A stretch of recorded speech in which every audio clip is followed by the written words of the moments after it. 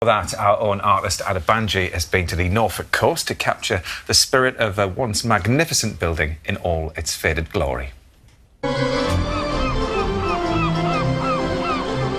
The trick with painting portraits is to capture not just what your subject looks like, but a taste of their character too. But today, I've been challenged by the One Show not to capture the character of a person, but of a very special building. These are the Winter Gardens in Great Yarmouth. This 83-foot high palace of wrought iron and glass is today in disrepair. But it used to be the jewel in the crown of the seafront.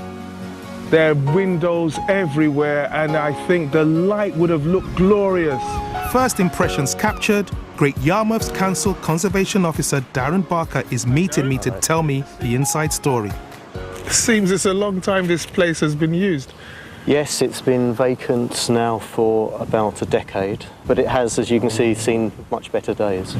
It was built in Torquay in 1878 and... Hold on, so it wasn't built here? No, it was a failed business venture in Torquay. And so the Great Yarmouth Borough Council stepped in and made an offer. The building was dismantled, shipped to Great Yarmouth all the way around the coast. So the story is that not a single pane of glass was broken during that process.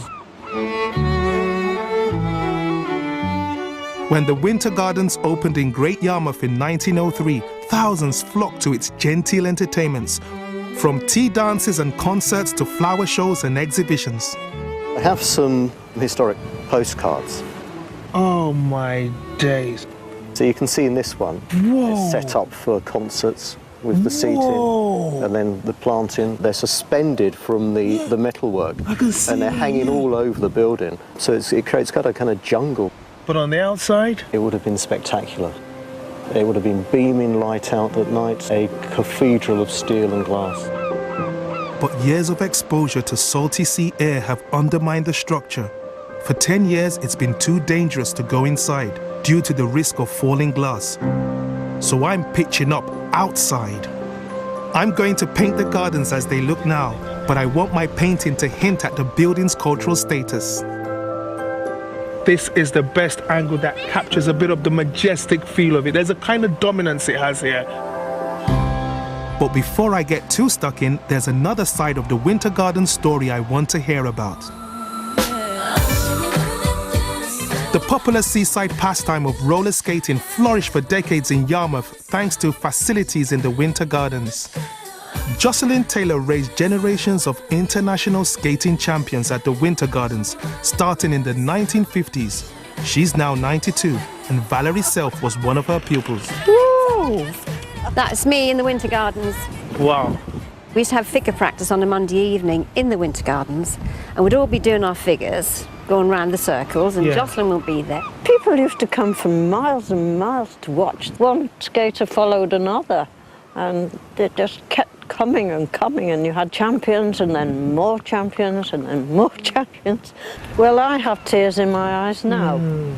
It makes me very sad to think what they've lost. In 2008, 130 years after it was built, fears were raised that the Winter Gardens' weather-beaten ironwork was in danger of collapse. Its doors were closed and it's languished on the seafront ever since. But its story may not be over.